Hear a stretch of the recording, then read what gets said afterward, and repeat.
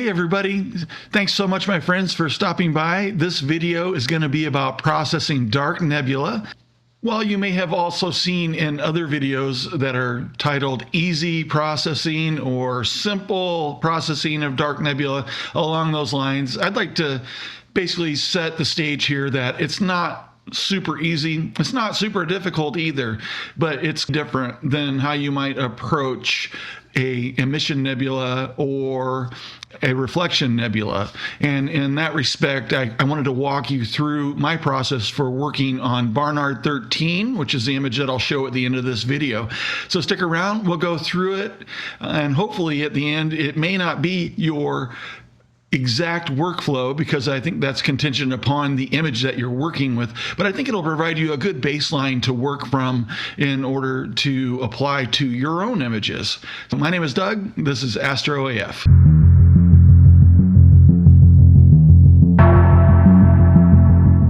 All right, everybody. So I have been working on Barnard 13. It's been a wonderful object to work on capturing in the night sky. And to be honest with you, I've been kind of enamored with the Barnard catalog this year. So the Barnard 13 object is a dark nebula from the Barnard objects catalog, and which was basically created by Edward Emerson Barnard, who published a compiled list of dark nebula, which was named the Barnard Catalog of Dark Markings in the Sky. And that was in 1919. I think it had 182 nebula in that version. It was revised in 1927, and I think that might have been posthumously, with a total of 369 objects in that revision. Barnard 13 is located in the southern region of the constellation Camelopardalis, and this nebula is also designated as MLB 3-78 and also as TGU H994P4. Barnard 13 is part of the southern region of this constellation, the clouds there that are near the star HD 28097, and is part of the TGU H994 nebula complex. So also in this photo, you will be able to see LDN 1401, 1403, and 1404. And I'll provide an annotated image along with the final image on this so that you can kind of get your bearings and what the coordinates of these objects are. About this image, I had 26 hours and about 14 minutes of total integration with 160 10-minute subframes processed in PixInsight. So we'll look at that in PixInsight today. I took this image with my Celestron Edge HD8 with a .7x reducer, which sets me in at about 1440 millimeters of focal length. And I used my Player One Artemis M Pro mono camera with Optolong astronomy filter LRGB 2-inch filter set. And I use the Astro Oasis focuser and filter wheel along with this setup on top of my Skywatcher HEQ5 Pro mount. So with that said, we'll go ahead and get into processing. The way that I want to approach this today is let's do a decomposition. We'll start with the finished image, and then I'm going to backtrack through the processing steps because it's kind of easy that way to start there, and I can use the undo tool to go through each step and show you what I did, and that'll just be an overview. And then once we kind of get back to the beginning of it, then I'm going to work through the processing steps with you and show you how I got to the point where I actually reached the final image. So we'll start at the end and go back to the beginning, and then we'll do a deeper dive from the beginning back to the end again. And again, at the end of this video, I'll show you my final image and along with the annotated image. I'll also make this data available so you can go grab it and you can work this with me if you'd like. And anyway, enjoy. And links for the data will be down in the description on this video. All right, so let's jump in. We'll get started doing some processing. All right, so transitioned over to this camera, and we'll head over into PixInsight. I'm going to try not to jump around too much. In some cases, I'll be working on multiple versions of the image kind of simultaneously. So there will be a little bit of jumping around, but I'm going to try and make it sensible. And anyway, we'll go through this decomposition, and hopefully this all makes good sense. I think it might be interesting to look at it going in this direction. And we'll go from the finished all the way back into showing you how I set up my stacking. And then we'll head back forward from my masters and start composing the image again. And then I'll show you the steps that I took in a little bit more detail. So anyway, let's head over into PixInsight. Okay, so in PixInsight, I have a jumble of work here. So what we're looking at in the main image here that's on top, this is my final image. And so I want to kind of go through how I got to this point. Over here on this side is my annotated image, and it was created with the image annotation tool. And if we take a look at that real quick, I'll just do that now. The annotate image tool is cool. It's kind of fun. I basically selected everything here that I could select. So asteroids, planets, everything. I wanted to see, you know, if it pulled up anything in my image that I didn't realize was there. And I kind of left everything else the same. And then what you can do, this has my observation data. So this image is plate solved. And I did that earlier. And so the plate solving coordinates all stay with the image once applied. And so anyway, you want to verify this, because in order to get the annotation correct, then it's going to need an accurate plate solving. And then on this, I did leave these as defaults, but you can change like the size of your text and the color of markers and things like that. I believe you can adjust the actual labels. So if you click on show labels, and you can choose the font and the size of that, and then we can click on preview, and that will generate a preview for us before we save it, which gives us this, which is what basically I have behind on the annotated image. So I'll close this, and I will go ahead and cancel this. So that's how I produced that annotated image. And I'm just going to get this out of the workspace right now, and we'll just put that kind of over here out of the way. So now, as far as the decomposition is concerned, then on the main image, and I'm just going to kind of step back through the image history, I added my signature here, and this is a script from SETI Astro called AstroMark Signature Adder, and I have a signature file here, and I added that signature using that script.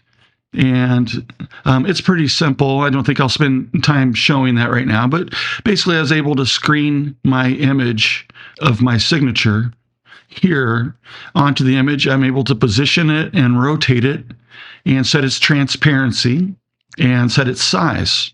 And so anyway, that's what I decided on. So I'll go ahead and close this and get it out of the way too. Now in the image then, so if I go ahead and back through, we'll undo that. And so I just remove the image. And then the next step back, we'll undo the script, which was also part of the signature adder. Now, the next thing I did, I was working on tweaking this image a little bit. One of the final steps that I decided was to add BlurXterminator to this, which does a really beautiful job of convolution on the stars. And I just like the way that it treated the final image. So I kept it in there. With BlurXterminator, I got to this result. All right, and you can kind of see the difference there of how that treated the stars for me, and I really liked the way that this tightened everything up. Okay, and that was all that I did to get to my final image here. And then if I go ahead and get this out of the way. So here I was working, I had my starless image and my stars. And so I'll look at the stars first.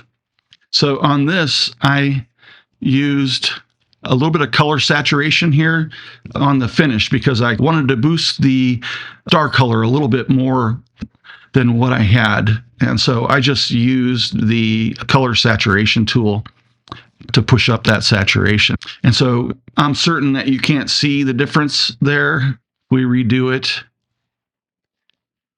Yeah, so it's very, very faint. It's just a subtle change, and it was really just a very light tweak on the color. I didn't overdo the saturation at all. I just wanted to give it a bump. And then I applied SCNR on this to remove green, and which is the SCNR tool.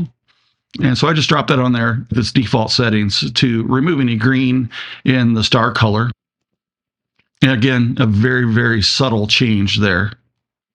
And then I had another run of color saturation. And again, I'm just doing some really, really light changes to the star color here for saturation. And it, again, may not be something that you can see very well on YouTube. So at this point, I think I did the SETI Astro Star Stretch, which this took me back to a linear state in the stars image. So that was the Star Stretch, which is a SETI Astro script here called Star Stretch. And I like it. Here, I'll open it up. It allows you to set your stretch amount, and you can create a preview so you can see what your result is going to be. And you got to select to show preview. And then I'll generally enlarge this. And then you can make adjustments to the stretch amount, color boost. And I had this color boost up pretty high. This basically does color saturation for you. And this is the amount of stretch. So if I refresh the preview, we can see the change here. Okay. And so anyway, I just messed with that until I got the stars to the state that I wanted to combine into my image. So I will back out of that. And so anyway, this was my stars image. It was basically unprocessed from the point where I removed stars from my main image. So we'll go ahead and close that. And then in my main image here, so what I found on this was that less is more, and taking a lot of small steps, because what is difficult with the dark nebula is the lack of contrast between the nebula and the background. And it is super easy to overstretch this object and get a bunch of undesired color from the broadband, because I was using LRGB on this. And so it was very, very small moves to make sure and control this. Now, I had considered actually doing a mask on this, but given that it's so dark, masking the object here is actually quite difficult. I could have done a manual mask on it, but I just kept working with it, and I ended up getting to a point that I actually liked with this. I wasn't expecting, like we would with emission nebula or with reflection nebula, to have a lot of color here. Now, I believe there is a lot of hydrogen in this area. I didn't take any hydrogen data. It may be something that I add to this in the future and go grab some narrowband data and see what kind of results I get from those, and maybe blend that in with this data. We'll see, because I think there may be opportunities to go for some color. From what I did and saw in some of my browsing around, is that there are some faint O3 regions around here, and then all this dust around here is heavy in hydrogen alpha. So this could go with a lot of red with some blue highlights in it that I think might be pretty cool. So anyway, backing up further, change the image name. And the reason I did that from the image name here and the image name on the stars is because I used pixel math, real simple pixel math, to join them together. And that was starless plus stars was the pixel math expression. So yeah, nothing special there. So we'll undo that. Okay, and then I went through a series of curves transformations. And so when I undo these, you'll be able to kind of see the work that I did in these series of transformations. So that's an undo, and you can see where I was getting kind of brown here. At first, I thought that I kind of liked this, and as I joined the stars onto it, I decided that I really didn't like it so much. So I backed off that and went back to more of just a dark. It's not totally grayscale. There is some color in here, but I thought that the stars are as much of a player in this image as is the dark nebula. And so that's why I really was pushing the color on the stars, because I wanted them to really be part of this whole composition. Backing out of curves transformation. At this point, I did an LRGB combine, and that would be from these images that are back here. So we'll undo that. Oh, actually, no, I take that back. This LRGB combine was a combination of this image, my starless, and I separated the luminance from it. And I joined this luminance with LRGB Combine, which, where are you? Here. And basically deselected the RGB, added the luminance here, and then I dropped that onto the starless image. And the reason that I did that is because in this luminance image, I applied deconvolution and NoiseXterminator. So I'll undo the NoiseXterminator, okay, which was just a subtle change here, just a little bit of a cleanup. All right, and then, oh, I did not use convolution on this. I used NoiseXterminator to provide me with the sharpness on this. So I didn't do so much of denoising as I did adding detail in NoiseXterminator here. So I pulled down the denoise on this, and I bumped up the detail, opened up a preview on that, and got that to where I like. So basically what I'm doing is kind of a trick where you basically sharpen your luminance and then apply that sharpened luminance on top of your RGB. And on the RGB side, I applied convolution. So I actually blurred this to smooth everything out. So the main starless image provides me with my object and my background and the substrate, the foundation of the image. And then the luminance provides me with the detail and highlights and sharpness. So when I recombine that onto the convoluted image, then the sharpness that I lost here, I gain back from my luminance layer. If I undo the convolution, then you can see we get a little bit sharper here, but it's a little less controlled than working with the luminance layer only. And this does a really good job of knocking down any residual noise and, artifacts and modeling in the background. Okay, and then I did a histogram transformation. I think this was a tweak to just bring the levels up a little bit because that was pretty dark here, and a curves transformation. And so I'm kind of heading back to, the original image. So I'm working on basically the levels of the histogram and the curves now. And I go through some iterations of curves. Can't remember, 2 or 3. Okay, then we did a pixel math. Let's see what that was.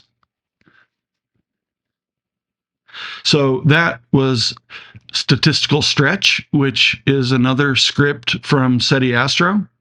And that is what I use to bring this image. So I can't remember what my median was. I think it was lower because the image was getting a little too much background in it. So I lowered this down. I think it was around 1.15. I did a convergence on this, and I think I left curves boost at 0 at this point, and then normalization.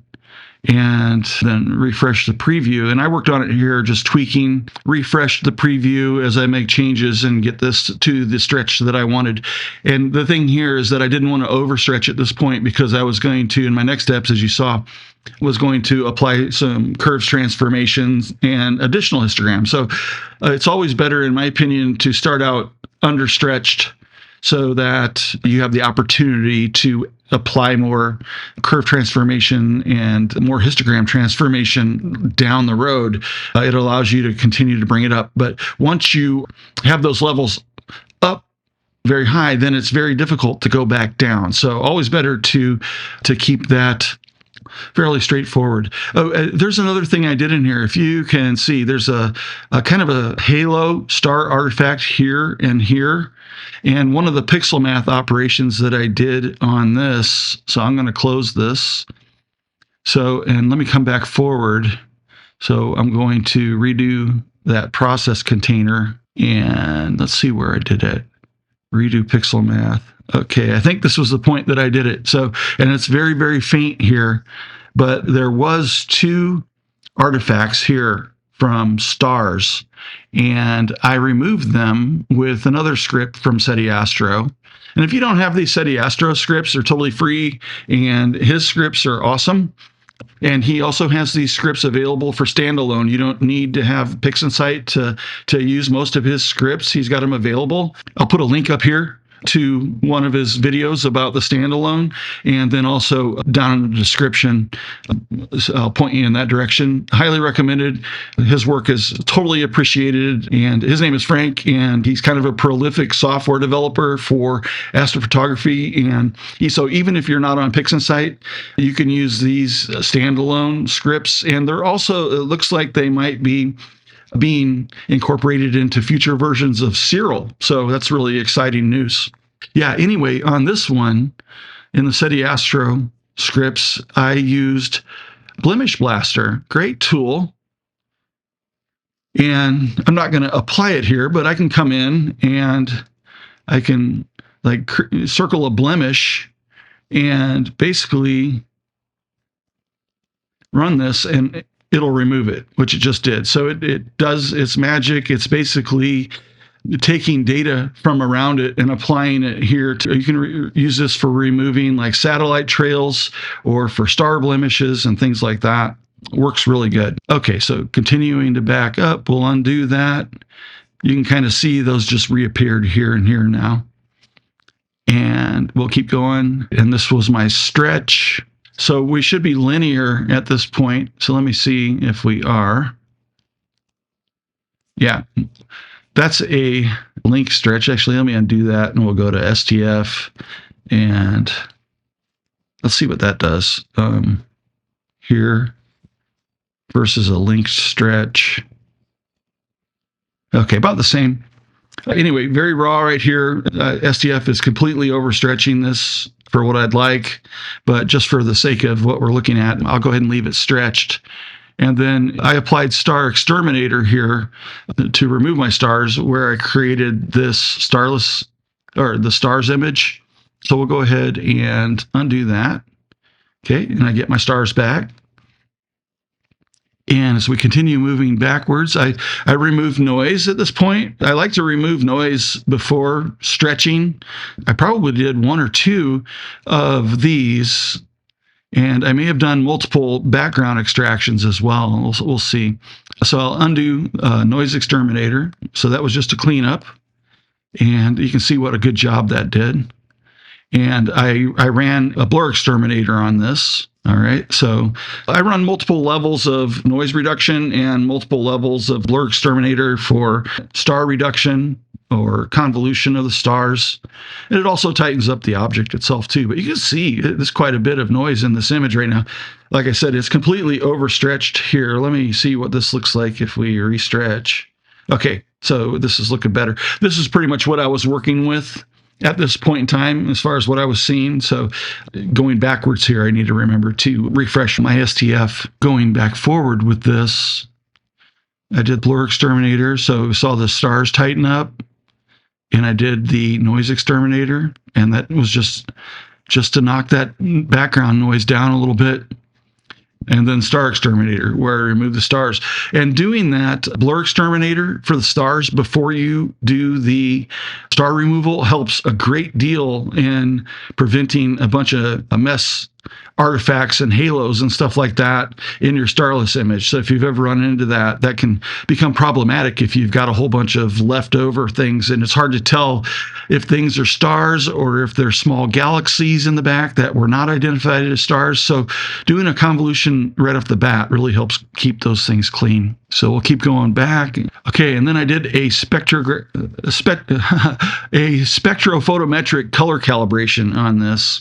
And so you have to be in a linear state to run this tool, and you have to be image solved. So you have to have an asymmetric solution on your image for the SPCC to work. So if I back off of that, so that basically did a correction for us. It did a background neutralization and a corrected color on the stars. And if there were really color in our dark nebula here, it would have applied correction to that too. It probably does apply something, but it's not really visible. And then I did a dynamic background extraction. Now on these, I'm again using SETI Astro's scripts here in his automatic DBE. There is not really often a use case scenario where automatic DBE doesn't work, but sometimes that is the case. And so if I get some excessive background modeling, or if I get a bunch of residual star artifacts, then in my StarXterminator, I might choose to go over to like DBE or ABE. And I could even go to, and have in the past, I will export the image over to a FITS image, and I'll head over to Serial. I really like the background extraction in Serial. And so there's oftentimes I have cases where I work hybrid between Serial and PixInsight. And then also Graxpert is available. So in these cases, it's a matter of finding which tool is working the best for you and then using that tool. But in this case, SETI Astro's automatic DBE was the ticket for me. So we'll undo that. And then I did it again. So the last one I ran, I think was let me check something here real quick. So on the automatic DBE, yeah. So the last one I ran was a subtraction. And the first one that I ran, which is this one, was a division. And I did a division because this appeared to be kind of radial gradient and looking around the edges. So on this first one, or actually it's the second one, I applied a subtraction automatic background extraction on this because at this point I felt like the gradient that I was seeing here was more linear across. And then backing up, I did another background extraction on this one. I felt like the gradient was more circular or radial, and division does a better job of removing that gradient when you see it kind of in that radial type of shape. And so I applied that. And then I did a background neutralization just to even this out. And at this point, so we need to reset. Okay, and I think we're basically at the beginning. So this was my LRGB combination of my subframes behind here, to get to this point. So if I do an unlinked stretch now, then we can see this is the starting point for working with this image in the RGB space. So I'm going to go ahead and set that off to the side. All right. So now we've got our individual subs, and I did very little to these. So one thing that I like to do oftentimes is go ahead and apply noise reduction and background extraction on the individual for each filter. And I found that my results in this case were unsatisfactory. There was a bunch of artifacts and modeling and excessive noise. And so I found that doing less here was more for the final image. And so I did those steps following combination. Here, I basically changed the image name And that was pretty much it. So at the point before this was the weighted batch pre-processing, so stacking these. And I did want to show you, I'm not going to go through it, but I just wanted to show you my setup for this. So if we open up weighted batch pre-processing, this session should still be loaded here, and we can take a look at things real quick. All right, so yeah, anyway, I have a master bias. I have my master dark, or not master, but I have my darks. I've been meaning to make a master out of these, but I haven't done it because I'm lazy. And then these are my flats, and you'll notice that these are all organized into their associated filter, and then the date of the flat. So if I keep closing this, I've got my flats for each night that I worked here, and for each filter if I keep collapsing these all the way down. And then my lights, which are also grouped here by the date they were taken, and they're also grouped by the filter of those lights. And I get that grouping through the use of a grouping keyword here. So over on the right-hand side, I have B13 is my grouping keyword. And by adding that to the pre-processing step, I'm able to get automatic groupings here. And I'll show you my folder structure that allows that to work here in just a moment. With these, the image parameters, I left that at default. I always go into the astrometric solution here, and I make sure that these coordinates, date and time, and focal distance and pixel size are correct. And if those are good, then generally I will have success in getting an astrometric solution applied to my images during the stacking process. If it fails, it's generally due to a problem with my stars, or it could be like focus or scene conditions, or if I had some cloudy images that I didn't cull very well from my blinking process, that can impact that.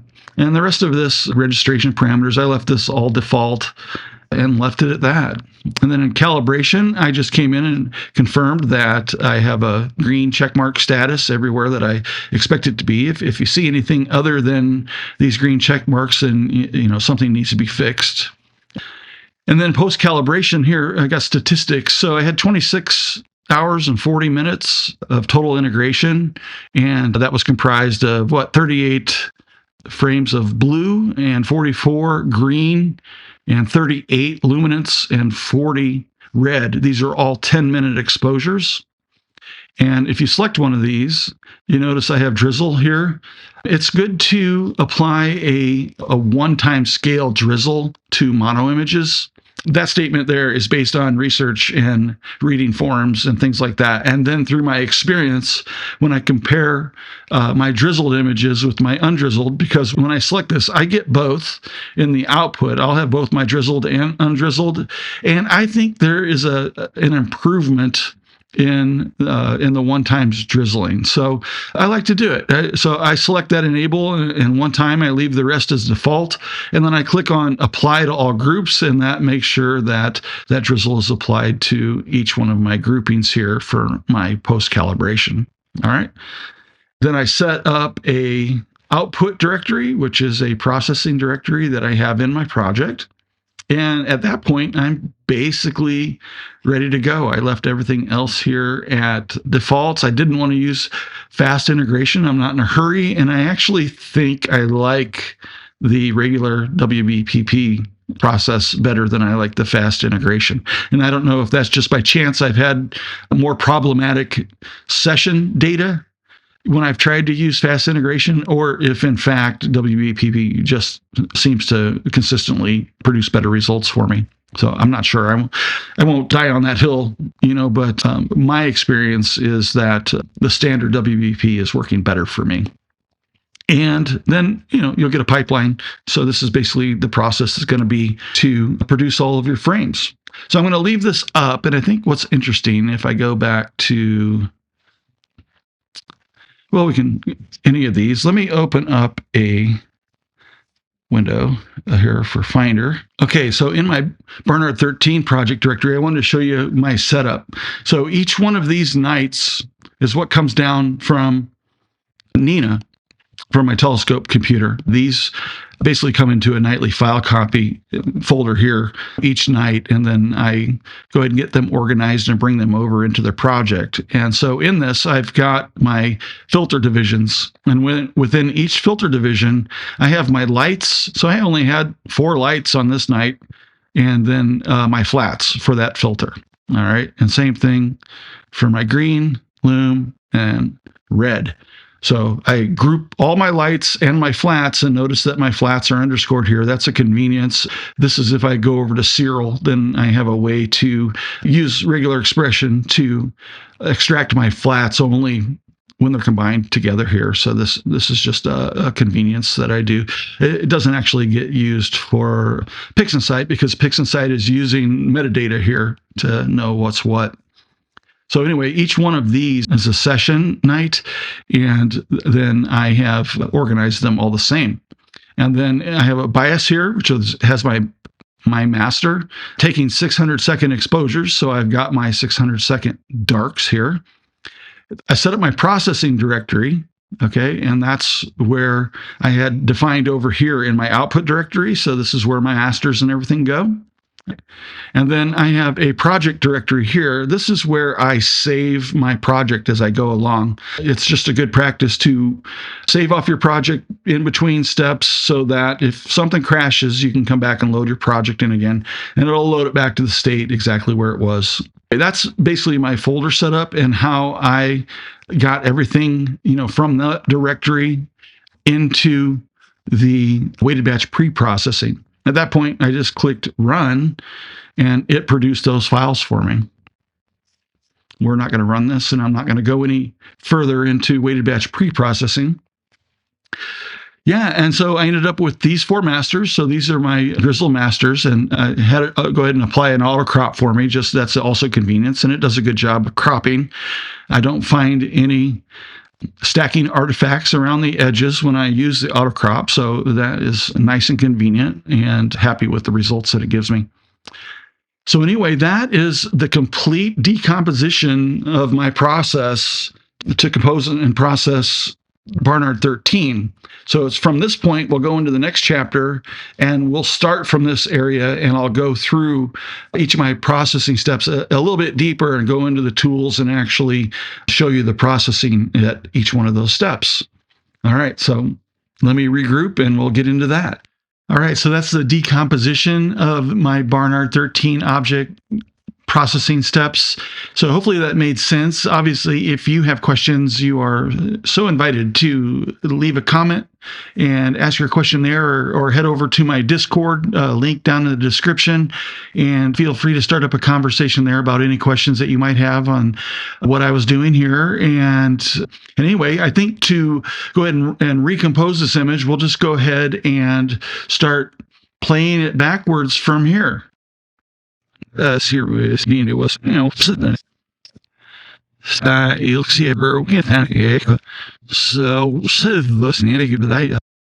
right, just kidding. No, we'll go ahead and go back in, and I'll step through and go into each one of the tools and show you approximately how I had things configured and what I was thinking. And we'll move back through all of the steps in the process to get back to the final image and do the compose here. Okay, let's go have a look at that. Hey, just wanted to take a second and see if I've earned your subscription at this point. I hope I have. I've got more content coming. We're going to go deeper into processing of Barnard 13.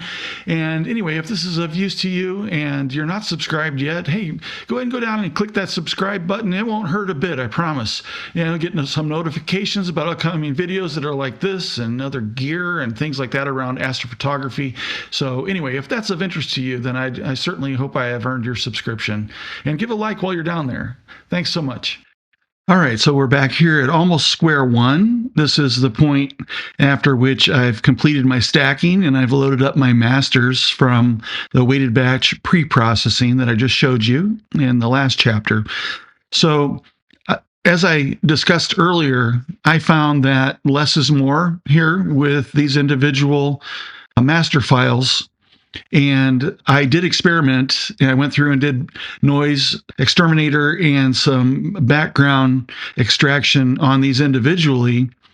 and found that the result was unsatisfactory. And so what I decided to do is treat this more like OSC processing and go ahead and get my RGB together first and then begin working with it and doing the background extraction and NoiseXterminator on it at that stage. So the only thing that I've done here on these is to rename them. And so I named each one of these their associated filter. So this is my luminance and my red and my green and my blue. So those have all been renamed. And that is the only thing that I did to my masters at this point. The next thing was to combine them. So I used the LRGB Combine tool here, and I loaded up the luminance to the L and red to the red and green to the green and blue to the blue. And I did not do anything else on this. I left this at default, and I did not use any chrominance noise reduction. I did experiment with this a little bit, and I didn't find that it provided me with anything that was beneficial. So I ended up just not using chrominance noise reduction in this case.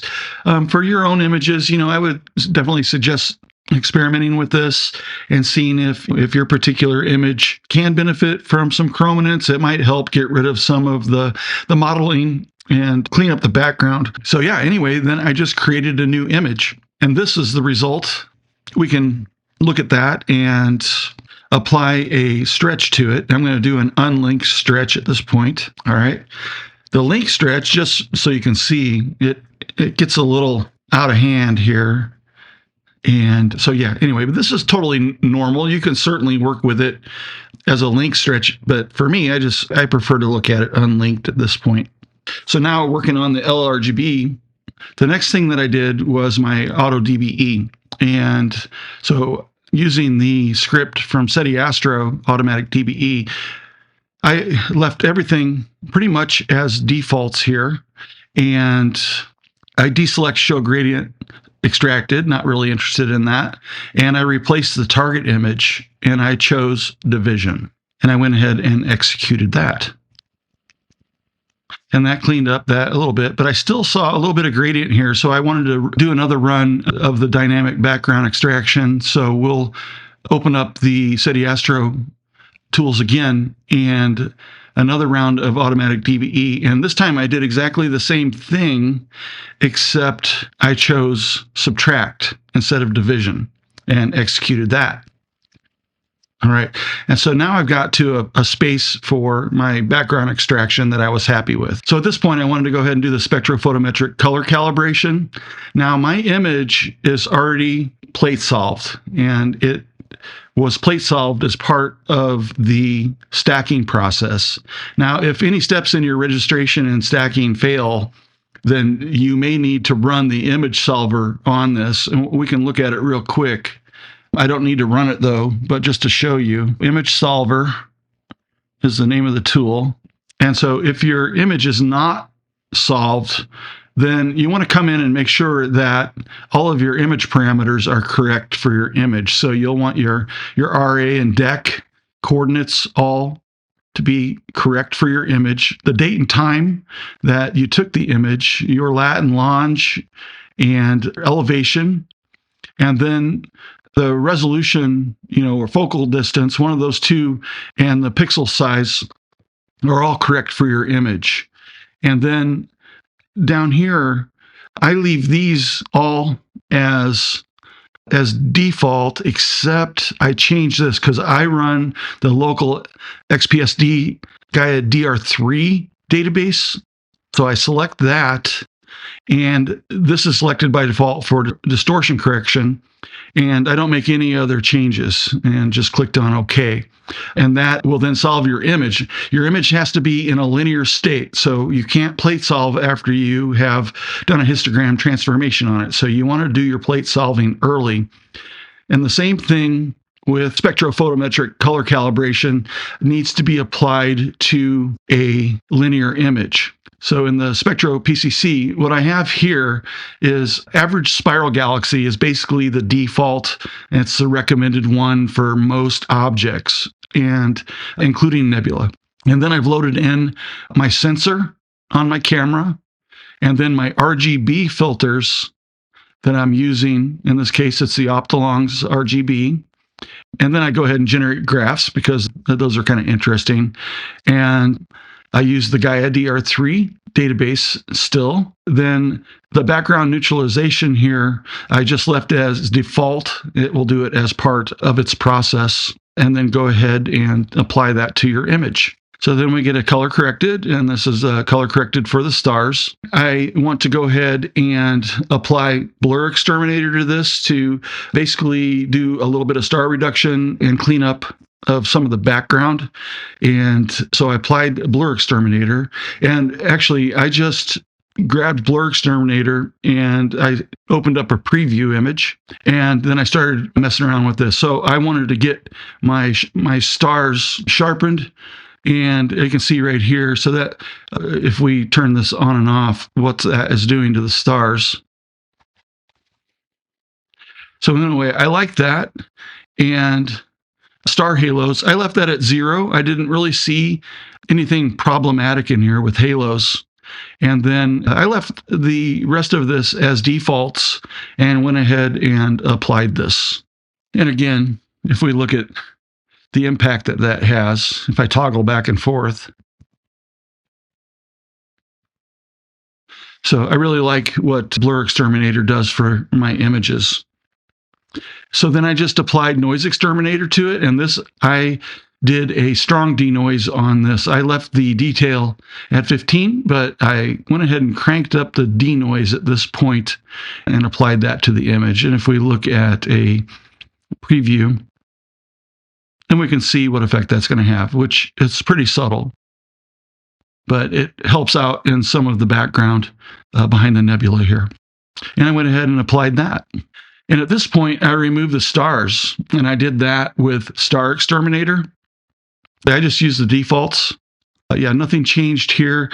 Wanted to make sure generate a star image is selected because we want the stars and the starless files because they're going to work with both of those. And apply that. And so then I get my starless image here and my stars image here. And so for now, we can just go ahead and put this aside. We'll come back to the stars image here momentarily. I want to keep working with the starless at this point.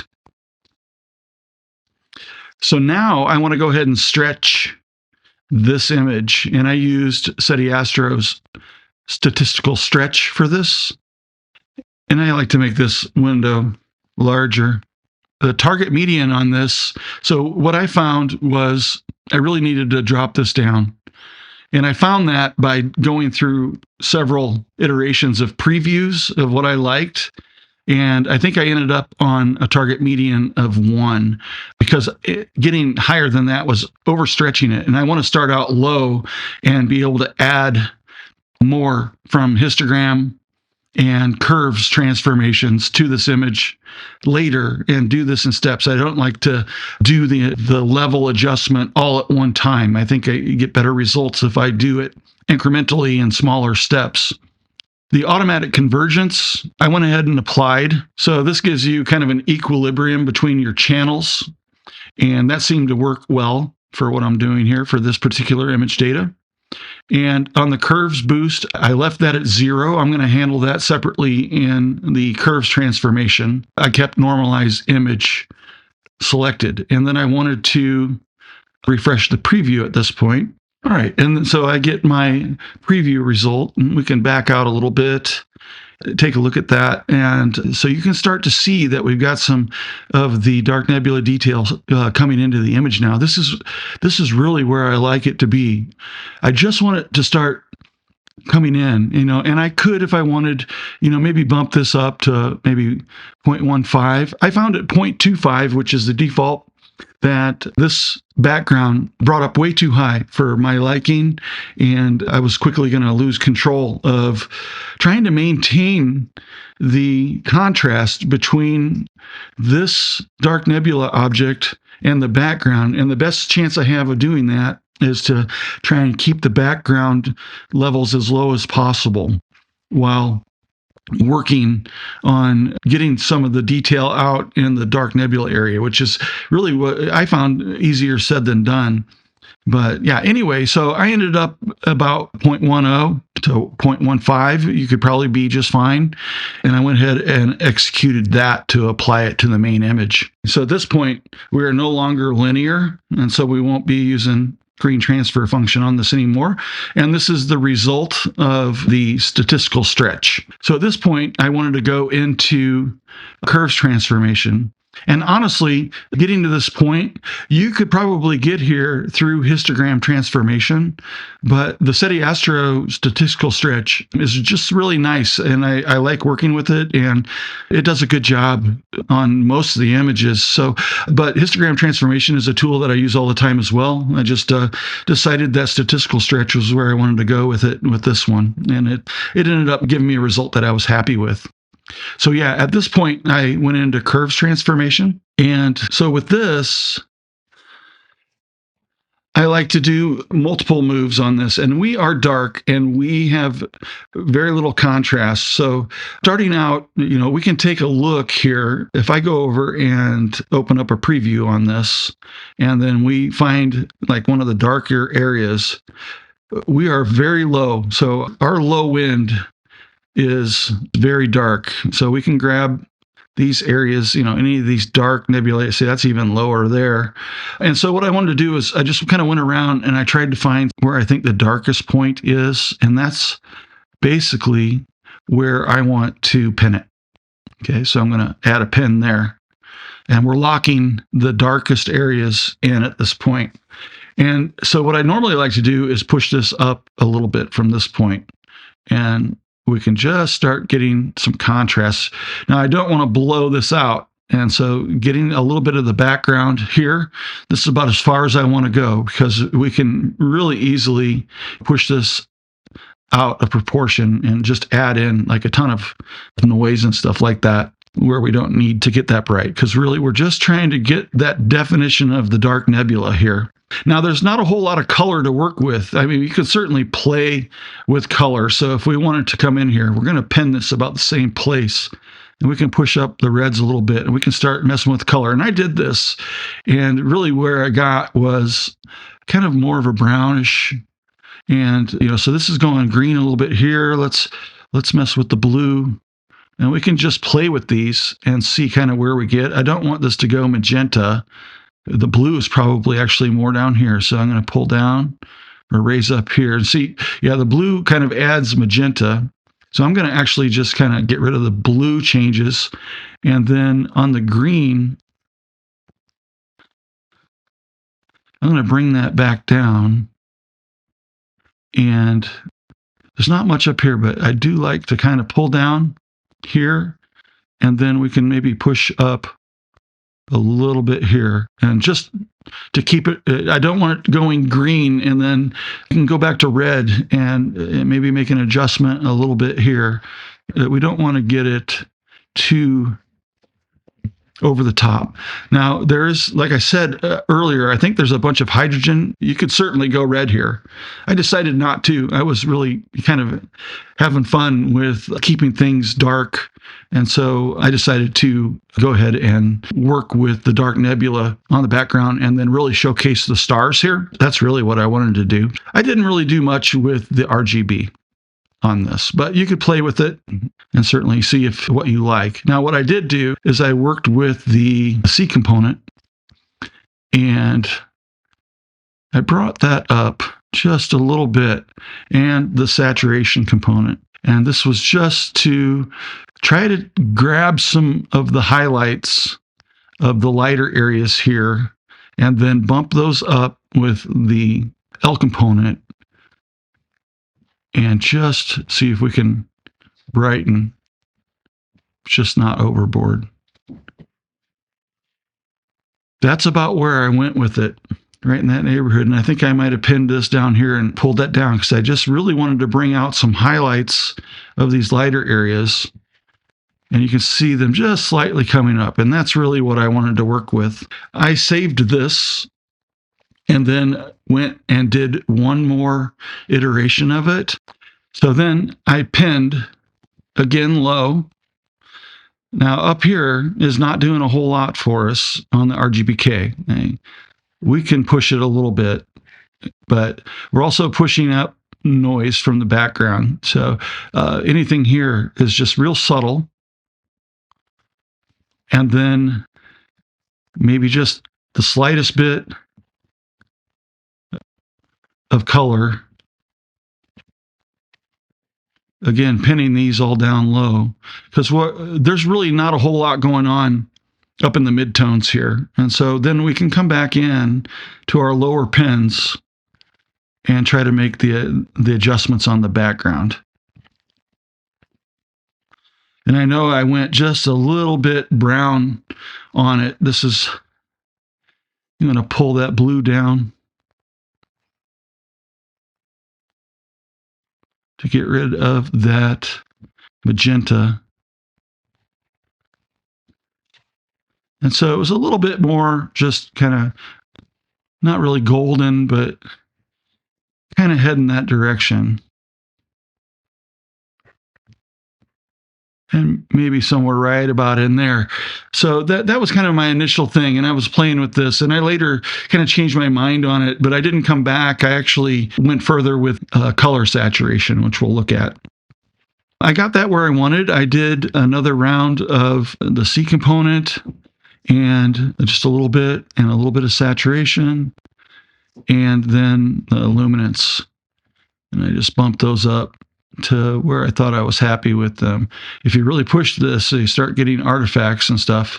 But you could certainly go for this. I mean, this is definitely an option, you know. And I decided that I wanted to keep it subdued. So in this neighborhood, that's just where I was with what I wanted to end up with. Everything is open game here. So if you wanted to take this data and go somewhere completely different with it, you know, that's awesome. And I'd love to see what you come up with. So this stuff will be posted to get the data. The links for those will be over in my Discord. And again, the link for that will be down below. So yeah, anyway, I went through my second round of curves transformation. I ended up here, maybe a little bit more subdued than I just had in the example work there. And now I wanted to brighten it up a little bit. So I did another round of histogram transformation. So I want this check mark down here. That's going to connect my channels to this histogram transformation session, open up a preview on this. And then I think I just really lightly tweaked the brightness on this, just to bring it, stretch it a little bit more. And then I was trying to get the black point down as much as possible. And that might be about where I was at right there. So that was a very small move on histogram transformation. And then I went ahead and applied that. So that brought the levels up a bit. And I like this because now I'm really seeing detail in the dark nebula and these fingers that are coming out here. The other objects that are in here, there's LDN objects in this image as well. So at this point, I was ready to go ahead and work on the noise on this. And so here's the trick. And what I did is I came up here. This is the L component here. So this will remove the luminance from your RGB image here. And so I click on that and it creates a new image for me, which is my luminance or my lightness layer, okay, which we have here. Now I have that already, so I'll go ahead and close that. And so I've got this image here. This is my luminance layer. So what I'm doing here on the luminance layer, I want to sharpen this. And then on the remaining RGB layer here, I want to blur this. So this is going to help me settle down the background noise. And this is going to be recombined with it to give it back its detail and sharpness. So we're going to use the luminance for that. So what I'm going to do is I'm going to apply NoiseXterminator to this. And in this case, in NoiseXterminator, I reduced the denoise down, I don't know, maybe like 0.2. You can certainly, look at this in a preview. And then I brought the detail up. And so I just worked with this. Now, watch out, because as you add more detail, you start getting some artifacts coming in here, and you can kind of see them come in. And so I worked with those to really kind of avoid bringing in junk, but still getting some detail and sharpness from it. And once I found what I liked in that, I applied NoiseXterminator to this. And so this got sharper, but I was working on not bringing in that junk. So I just found that happy medium where I was pleased with it. And that was basically the end of my processing on the luminance or lightness layer. And then I went back over to my starless layer, which is my RGB, and I performed a convolution on this. And on this, we want to blur it. Okay, we're going to make this is basically a way to do noise reduction. And I think I grabbed this top bar on the standard deviation. So if we pull that back down, we can watch this. If I bring that up to about 15 or 16, I get a really nice subtle blur on this, and it just sort of smooths out that background. And this is probably about where I was, and I didn't make any other changes on this, and I was happy. And so this is a way to apply noise reduction. But what we need to do once we blur this is add that sharpened layer of luminance back on top of it so that we get that detail and sharpness back, but still have the noise reduction in the background. And so I applied the convolution to that. So that got the blur. And then I did an LRGB combination at this point.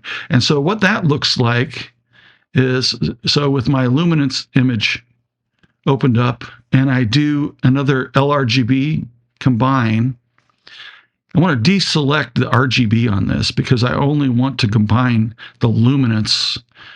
I drag that in here, and then I just drag this LRGB combine onto the RGB image to put it back together again. And so subtle difference, but we got a nice noise reduction, but we preserved the detail. So now with the luminance recombined with the RGB, I went back in and did a curves transformation.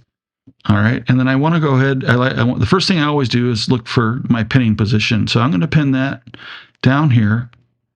And I think you could see when I clicked over here, you see how we get the lines on the graph here that tell us approximately where we're at as far as our levels. You can brighten this a little bit, but again, we want to be careful. We're controlling our background down low, and we're controlling more of the foreground, the midtones here. So we can start working with our contrast, but we want to make sure that we don't blow it out, bringing that background up too much. So I really wanted to try to create that definition and contrast here by trying to keep that background low as possible. Now we can also touch this with our luminance or lightness, and we can kind of bump that up a little bit. You might want to pull down the background, but give us a little bit of definition around these lighter areas. That gives us that contrast on that dark nebula. And I don't know if there's anything there, but we can look and see if we get anything. So we get a little bit out of our C component and saturation wise, if that does anything for us. But anyway, just play with these and see what you like, and that's actually pretty nice. There's some blue coming up in here, and that would have been a nice way to go. But again, I had a different vision in mind on keeping things pretty subdued. Lots of opportunities here to go different directions with this image. So anyway, I applied this next curve transformation, and that's what I ended up with. And then I just changed the image name here because this is going to go and become Starless now. And that's basically it's just for pixel math purposes. So I changed the image identifier to Starless. And then our stars over here, pretty sure I changed the image identifier here. which I did, to stars. And so now on the stars layer, I wanted to go ahead and do my star stretch. So in the scripts for SETI Astro, the star stretch tool, and I like this one a lot. It does a nice job. I do like to show preview on this, and then I'll make this bigger to get a kind of a better idea of what I'm dealing with. And on this, I think I went pretty far on the stretch and the color boost amount. And let me make this bigger again. And then I just refresh preview on that. And I want to remove green noise on this too, because I haven't done this on my stars image yet. And refresh preview. And let's see where we get with this. You know, I wanted to boost the color. And this has a nice color boost in here. And I could bring that up even further. And take a look around here. We can pan around, take a look at the stars. Make sure that we're happy with the star size for what we're going to be combining back with our starless image. And again, my goal on this one was to showcase the stars and the star color. We can go ahead and refresh the preview. Okay, and that's done. And then we can just double check and make sure we're happy with it and execute when you are happy with it. And so what I ended up with was this star image from the stretch. And then I wanted some more saturation. So I opened up the color saturation here and a preview. And then initially I just grabbed the whole thing and I just bumped it up about 75% just to really push the star saturation. And then I set a couple points here. And I pulled down in the green area just a little bit because I did not want to saturate green because I've been working on trying to keep that removed. And then, you know, playing with this full saturation here, you can grab these reds on the edges and pull them up a little bit more to bring out some more of your small red stars that we have in here. And, you know, if you want to bump the blues a little bit more, the blue stars in here, there are some small ones that maybe popped out right in there. But yeah, so anyway, I pushed the curve saturation on the stars about like this to get to my next step. And then just as a matter of making sure I got rid of green noise from the last saturation step, I applied SCNR. Not much of a visible difference there. That was more of just a step to ensure that I didn't pull up the greens too much in saturation. I did another color saturation at this point. I remember that. This time I didn't pull the sides up as much, but what I did was I went for the blue. So I pinned off this area and I was looking to get some more blue out of these. I knew that there had to be some in there, and this brought this out a little bit more. And then I think I worked with the reds in a little bit lower level to get about to that point. And that really kind of brought up some of the orange that we have in here, maybe in these stars like this.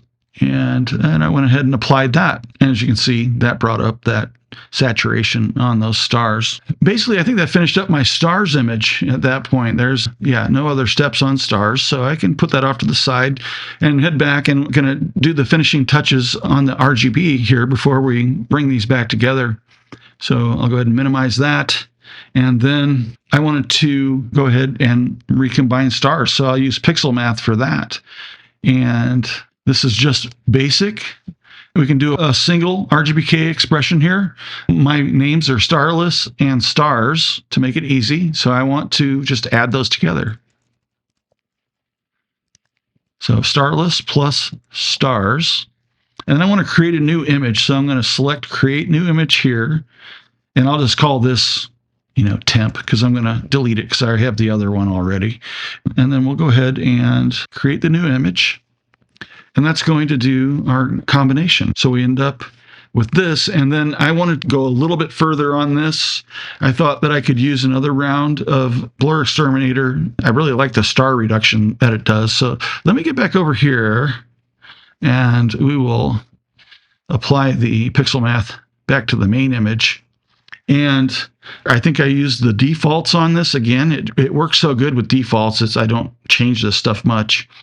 And I applied BlurXterminator to this, and that got me the star reduction that I wanted. And then I just added my signature. That's a tool in here, really cool, in SETI Astro, where it's called the AstroMarks Signature Adder.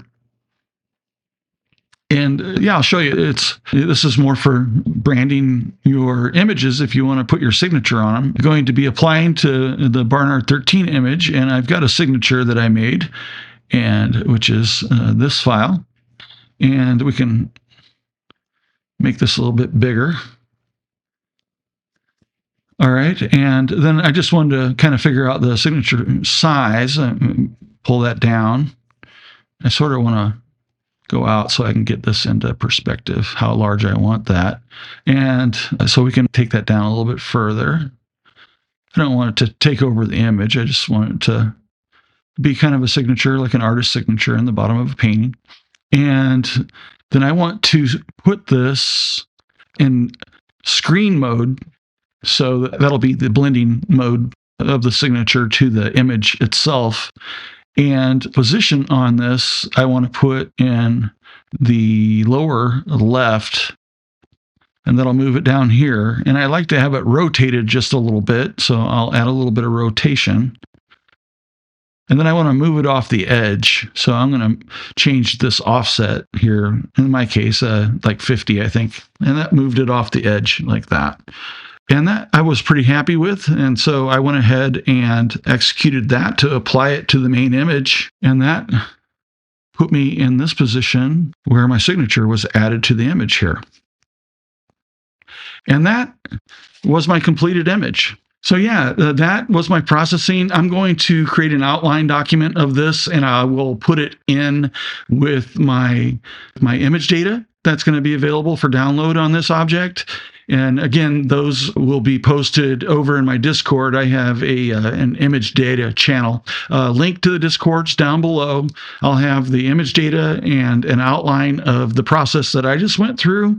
And you can do with it or without it as you wish. I just wanted to give you kind of a guideline of the steps that I went through. But obviously, what you make of it is your creation. So, what my guidelines are simply suggestions for things to look at and try, and there's 1,000 ways to climb the mountain, so I hope you enjoyed this and got something out of it.